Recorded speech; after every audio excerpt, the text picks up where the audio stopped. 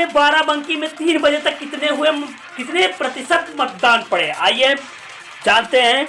वहीं विधानसभा कुर्सी में 47.10% मतदान हो चुका है।